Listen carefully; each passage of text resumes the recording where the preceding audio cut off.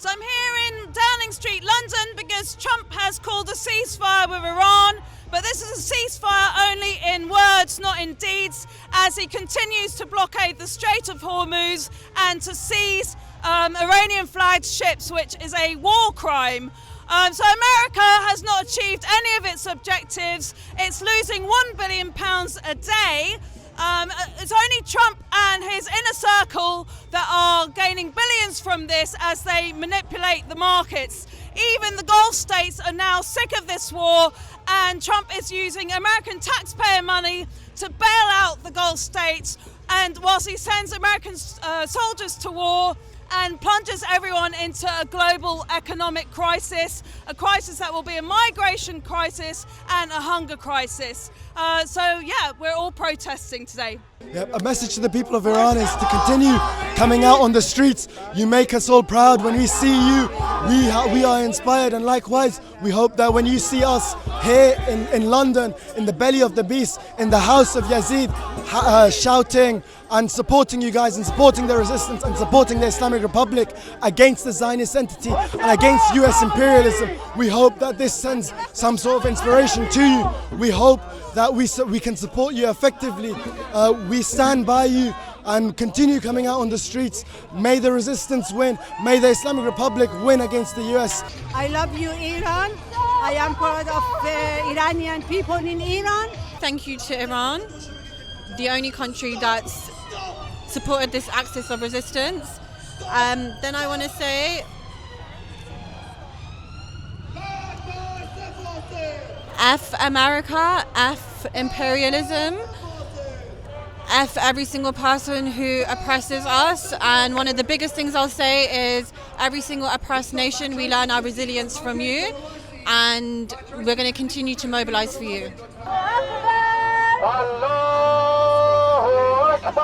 Iran wants assurances, doesn't it? It wants its security to be secure. It wants to know that this can never happen again. So what do you think Iran's going to do as their ships are being seized, and these war crimes are being committed?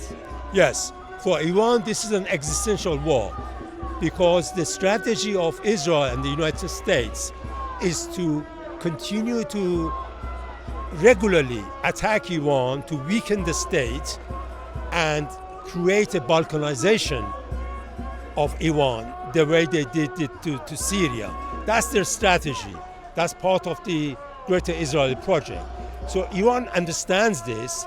So their calculation was that if there is another attack, so this is what they said before the 28th of February, if there is another attack, this is going to lead to a regional war. And in that regional war, this will be an existential war for Iran.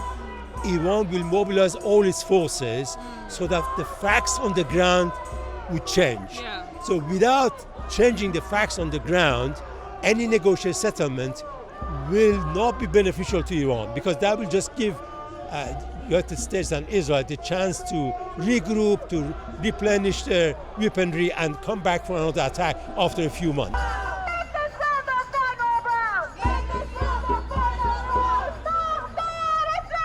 So he keeps saying that he's always winning. He hates losers, and he keeps saying that he always wins. So he cannot admit defeat. And without admitting defeat and conceding defeat and giving concessions to Iran, there is going to be no negotiation. Thank you, Iran. We're rooting for you. We're watching you. And I really can't believe you're the country that's taking on the Imperial Western world, but you are, and we're very proud of you. You're the only ones that are taking it upon your shoulders as the rest of the majority of the world, the West, look back and let this happen, these illegal wars of aggression. Wonderful. We are very proud of you. Please, may you continue and win this. Thank you. And what do you think about the mobilisation of people in this country? We're getting low numbers, nothing like the 2003 war with Iraq.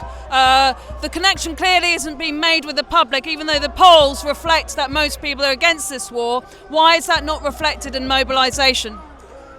I think the main reason is that Iran has been demonized for 47 years since the 1979 Islamic Revolution, Iran has been demonized by Western media outlets, and they are very powerful to find various pretexts and issues to demonize Iran. And there has been very little in the West to defend Iran.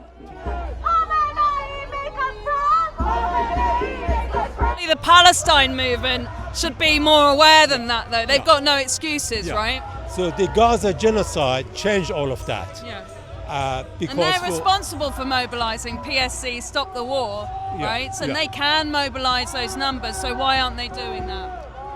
Yeah, so for majority of the people on the planet, Iran has been recognized as the only nation state that defended Palestine in a meaningful way and fulfilled its obligations on the Geneva Convention on Genocide.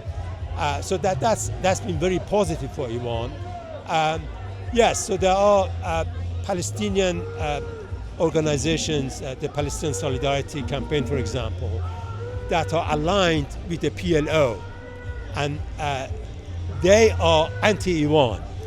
And because I think, for example, in the anti-war movement, they play an important role, the anti-war movement is reluctant to forego of this strategic alliance with the Palestinian Solidarity Campaign to mobilize support for Iran. And the other issue is that I think there are very, very few far-left organizations in the UK that defend Iran. Most far-left organizations, unfortunately, they are under the pressure of the demonization campaign of Western outlets. And because also of the Iranian diaspora is not representative of the mood inside Iran.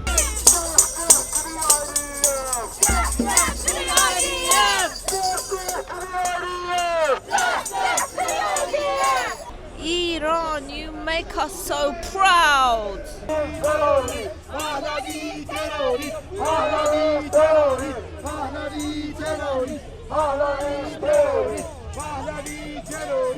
Inside Iran, even I would say the majority of those who protested against the government in a peaceful way in January, they have been rallying behind the flag once the war of aggression against Iran started. We see a lot of them in the videos expressing regret and tearfully expressing regret why they were deceived, why they were deceived to fight against the government.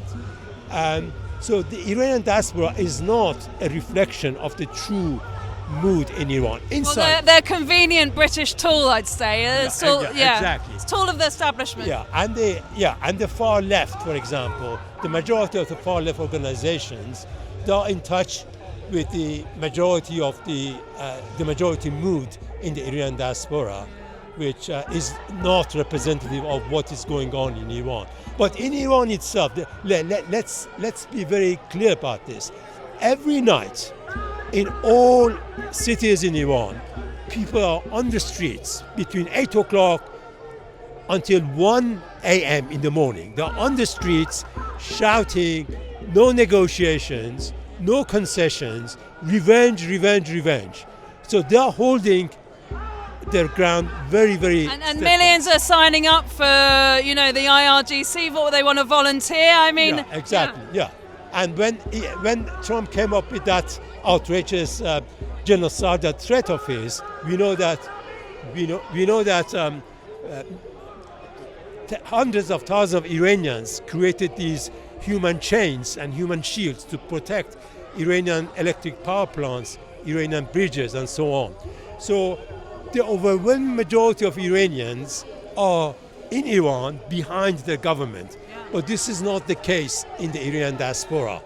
And it's not the case for people here in this country. I mean, we don't have that kind of legitimacy in any Western countries. But I think things will change, because there is no way this war will come to an end, because people in Iran will not allow even their government. I'm not saying that the government of Iran wants to forego its national rights. I'm not saying that.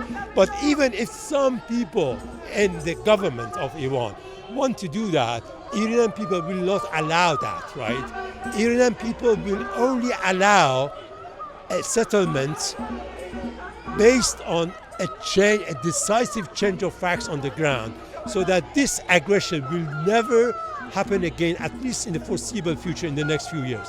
And because of that, because we are going to have an imminent recession followed by an imminent depression, I think the mood will change even in the UK, because people will realize that it is because of that war of aggression, war of choice, that US and Israel, with the support of the UK, because the UK has provided its military bases to the United States for waging this war of aggression, they will realize that it is because of this war of aggression that the prices are going up and they've got problems of huge inflation.